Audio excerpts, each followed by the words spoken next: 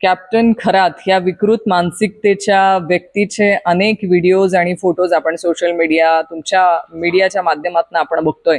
खरं या विकृत मानसिकतेच्या माणसासोबतचे ज्या लोकांचे व्हिडिओज आणि फोटोजही बाहेर आलेले आहेत, ह्या सगळ्या प्रकरणाची सखोल चौकशी होणं अपेक्षित आहे.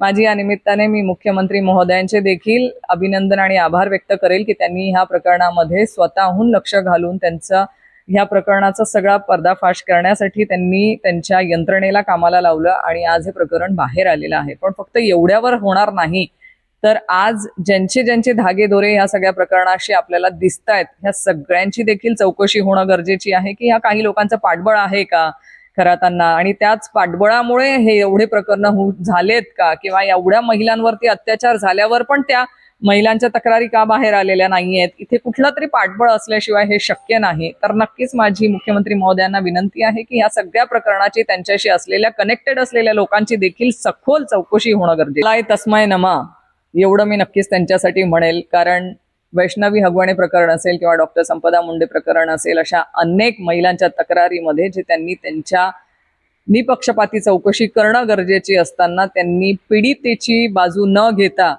काही राजकीय लोकांना पाठीशी घालण्याचं जे काम किंवा जे दुष्कर्म त्यांच्या माध्यमातून घडलं होतं आणि त्याची त्यांना आजही ह्या बाबतीमध्ये परतफेड मिळते असंच मी त्यांना म्हणेल. कारण शेवटी आपण ज्या पदावर बसतो, ज्या संविधानिक पदावर बसतो, तेव्हा आपल्याला समोरच्याला न्याय देणं अपेक्षित असतं. पण ते न्याय न देता कुणाला तरी वाचवायचं आणि त्या पीडित महिलांवरती जो अन्याय झाला तो अन्याय शेवटी आज त्यांच्या या राजीनाम्याला मला असं वाटतं की त्याला त्यांनी जबाबदार झालंय.